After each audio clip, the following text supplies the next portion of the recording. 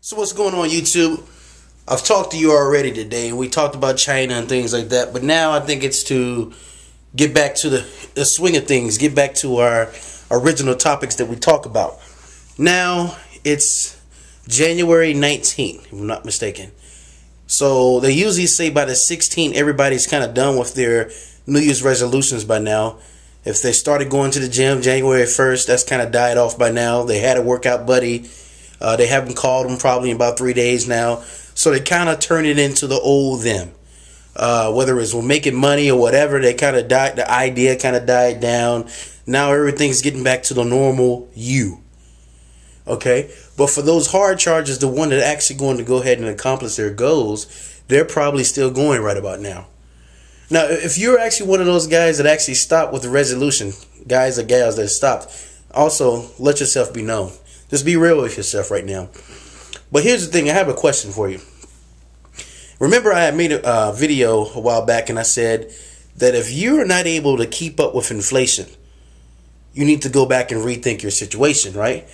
Okay. Well, my question is to you is, what are you going to do different this year in order to be in a better financial position? You know, I came back here and it was snow on the ground, and I'm feeling kind of sad because we finished up everything in China and Nepal very fast, and I'm just like, man, I'm back in South Dakota and the snow's everywhere. Then all of a sudden, you know, my wife and I made a good thing out of it. Because let me ask you a question. How many of you go to your refrigerator and you always end up getting something at the grocery store, and you look in the refrigerator and like, oh man, I didn't eat this, and it goes to waste and it gets spoiled? You know why that happens? It happens because you don't plan your meals. You see, what my wife and I did was, and she kind of took charge of this thing, is that we know what we're going to eat Sunday through Monday, right? And the good thing about that is, when she goes to the grocery store and let's say she spends $75 for the week, that's what that's our budget. That's what we spent to eat.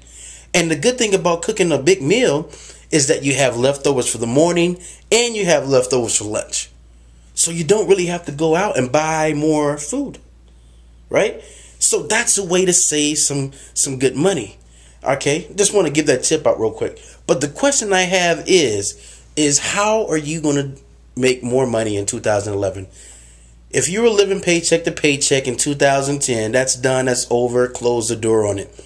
If you never had enough money if you wanted to save more and you just didn't have enough, or you know, you barely made your mortgage payment, you can't afford one of the cars that you have outside, or whatever it is, what are you going to do different? One of the things you can do probably is take all the old crap that you have in your house that you're not going to use, scale down, have a garage sale, get rid of it. Sayonara, see you later. Get some money from it, you know? I was offering internet classes. We had one Etsy store last year, and this year we came back and we started another one. So now we have 2 Etsy stores, and the other one is picking up right away. You know, the internet is a great way to make money when you're at work, when you're playing golf, when you're doing things. It's kind of like money being made in your sleep. You can't beat it, right? And whatever it may be. I mean, you may go out and say, hey, I want to go out and do some consulting or something. You may be a professional in your field and you want to go out and get some classes in consulting, consult someone. There is something that you can do that you can add on to make money. And when you get that money, you have to take that money and use it wisely. Well, whether that is investing in real estate, putting money in a mutual fund, whatever it may be, or just saving for emergencies. You know, that car engine is going to go out. That transmission is going to go out. Something's going to happen. Being prepared for that. You know, signing up for your dental insurance or whatever you're not doing right now, making yourself better. What are you going to do for 2011? That's a good question to ask yourself. You know, if more people ask themselves these questions before, you know, that big emergency came or before something bad happened, you will be much more prepared and you can sleep better at night. And then you can concentrate on the other things. You know, maybe you want to take a big trip at the end of the year. Start now saving. You know, don't wait to the last minute to put your money together. You're spending money together. Start now. Put it together. Save. You can go to a travel agent and start and say where you want to go and make payments on your trip until it's done. That way the trip doesn't have to follow you back when you come back.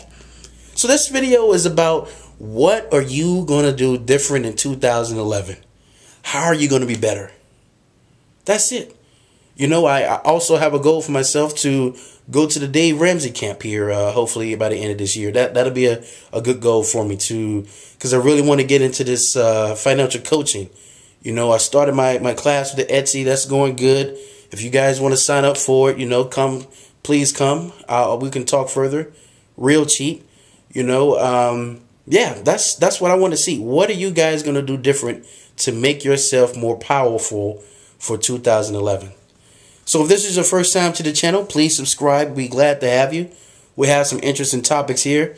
Some interesting people that definitely will fire you up and get some great comments.